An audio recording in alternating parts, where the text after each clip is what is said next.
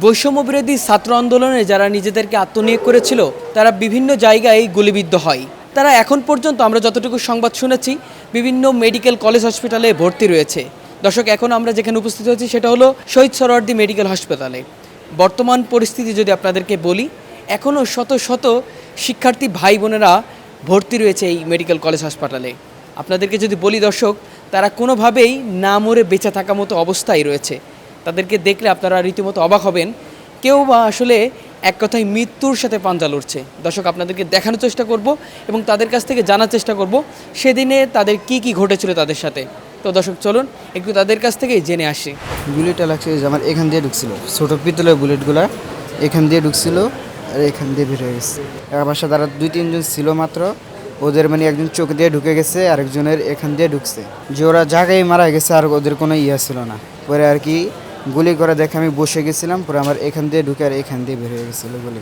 কত জায়গার কি অবস্থা এখন, কি ঠিক আছে নাকি আসলে সমস্যা? এখন সমস্যা মানে 2বার ইনফেকশন হয়ে গেছে। ওরা এসে আমাদেরকে এলোপাতে পিটানোর শুরু। তো আমার প্রথম বাড়িতে আমার মাথায় বাড়ি দিছিল, অনেক জোরে বাড়ি দিছিল। বাড়ি দেওয়ার সাথে আমি পড়ে গেছি।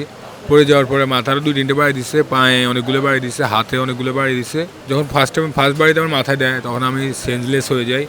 তখন এরপরে যে আমাদের এত পিটাইছে আমি আর কিছু বলতে পারবো না। পায়ে দেখেন এই যে পায়ের চামড়াগুলো কী অবস্থা, উপর দিয়ে এই অবস্থা, ভিতরে কী অবস্থা হয়ে গেছে, ঠিক আছে। এর মাথায় এখনও ব্যথা করে, মুখ ভালো করে কথা বলতে পারেন। এই যে কথা বলতেছি না আমি, আমার মনে হচ্ছে যে আমার খুব কষ্ট হচ্ছে কথা বলতে। আমার অবস্থা খুব খারাপ। গত 3 তারিখে আমার উপরে যে হামলা করার পরে আমি গুরুতর আহত হই। পরে টাঙ্গাইল মেডিকেলে নেয়, টাঙ্গাইল মেডিকেল থেকে ঢাকা মেডিকেলে আনে। ক্যারাম পেটাইছে আমি শিওর জানি না, তাও মিলিক নয় বিএনপি, দুইটার একটা। এখন অবস্থা ডাক্তার বলছে যে আমার অবস্থাটা খুব খারাপ।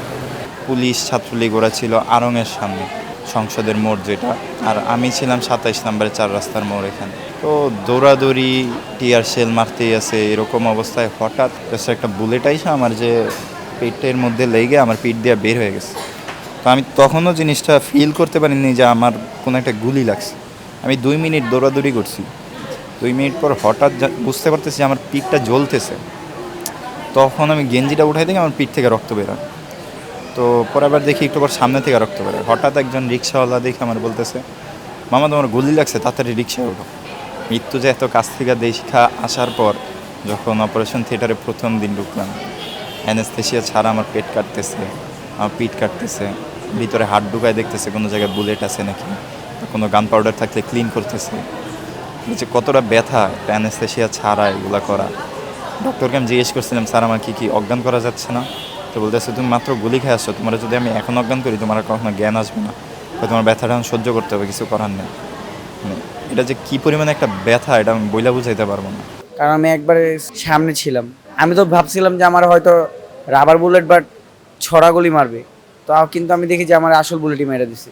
আমি গুলি খাইছি, আমি আমার বাম পায়ে পাড়া দেই, তখন জানতাম না যে বাম পায়ে লাগছে, ওইটা ফুটা হয়ে বেরিয়ে গেছে। আর ডান পাটটা পুরো ব্লাস্ট করে 8/6 ইঞ্চি গ্যাপ, লিগামেন্ট আর ভেসেল ছিঁড়ে ফেলাইছে।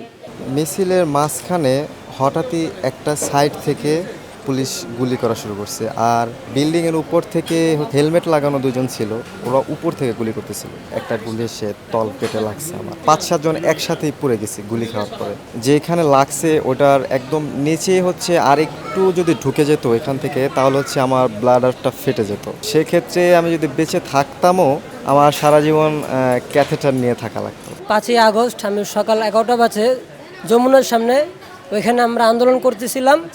হঠাৎ করে দেখি কিছু 2টা পুলিশের গাড়ি আসছে। আসার পর ওনার টিএসএলআর মারছে, মারার পর ককটেল ফুটাইছে। এর মধ্যেই হঠাৎ করে আমার পিছন থেকে এইখান থেকে ফায়ারিং করছে, ঠিক আছে। শুধু এই প্রথম শুরু হয়েছে এখান থেকে, ফায়ারিং করার পর তো আমি পিছু হটাই নেই, আমি সামনে আগাইছি। আগানোর পর আমি আবার আন্দোলন শুরু করছি। আমি প্রায় 20 মিনিট পর্যন্ত আন্দোলন করতেছি, আবার ওরা আমাকে এখানে ফায়ারিং করছে। ফায়ারিং করার পর আমি আন্দোলন পিছনে হটাইনি। আমি ওই জিনিসটা ভাবি নাই যে আমার ফ্যামিলি চিন্তা, আমার কি হবে, আমি ওই চিন্তাটা তখন করিনি। আমার ভিতরে তখন দেশের জন্য চিন্তা আসছে যে আমার দেশকে বাঁচাতে হবে, আমার দেশ কীভাবে আগাইতে হবে, আমার ওই চিন্তাটা ভিতরে আসছে। তো আমি আবার আন্দোলন করতেছি। আন্দোলন করার পর ওরা আমাকে মাথার এখানে ফায়ারিং করছে।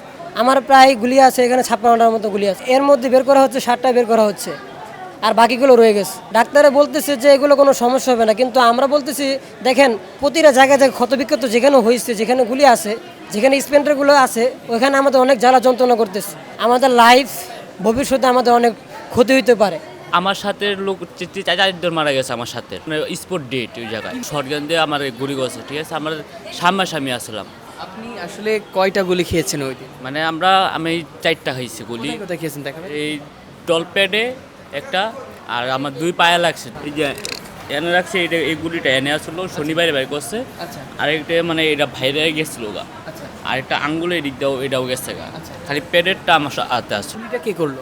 মানে গুলিটা করছে ছাত্র এটা, মানে লীগের এরা করছে, এদের কাছে শটগান ছিল। হ্যাঁ শটগান ছিল। এই যে জীবন দিয়ে দিলেন দেশের জন্য, এখন সেই মানুষগুলোকে আপনাকে এসে খোঁজ নিচ্ছে? না, সে আমার কোনো মানুষে কোনো বন্ধু বান্ধব মানে আর নিজের আপন কেউ ছাড়া কেউ খোঁজ নিতে আসছে না। যা কোনো ঠিক মতো সুস্থ হয়নি, বাথরুমের লাইনটা এদিক দিয়ে দিয়েছে, বলতে পারি না। এই যে দেখেন আমার ছবিটা দেখেন, এই যে ছবি কতগুলো সিলে লেগছে দেখেন, পুরো মাথায় এগুলো সিলে দিয়েছে, পিন মারছে কতগুলো। এই যে পিনগুলা প্রতিদিন আমাদের একটা ব্যথা পেন করতো। এরপরে আপনার এই দেখেন আমার চোখ টোক পুইলা, যখন অপারেশন হয়েছে পুরো চোখ চেহারা সব পুইলা, আমার মানে খুব খুব কষ্টে। পা এবং মাথা দুটোটাই ভবিষ্যৎ। মাথার কোনো একটা সমস্যা হলে মানুষ পাগল হয়ে যায়, মানুষের যন্ত্রণা কষ্ট মাথাটা, পাও তো হচ্ছে মানুষের চলাফেরা, পাও ভবিষ্যৎ, দুটোটাই শেষ। আমি আমার সন্তান নিয়ে খুব টেনশন করি, খুব কষ্ট ভোগ করি। আমার বুকে ফিডে একটা স্ট্রোকের মতো একটা যন্ত্রণা ব্যথা হয়ে গেছে। এখন যদি সবাই মিলে, আপনারা মিলে, সরকার যদি আমার ছেলের ভবিষ্যৎ কোনোটা করে দেয়, একটা চাকরি বা একটা ভাতা কার্ড, তাইলে আমি খুশি। আমি মারা যাইলে আমার কোনো দুঃখ নাই।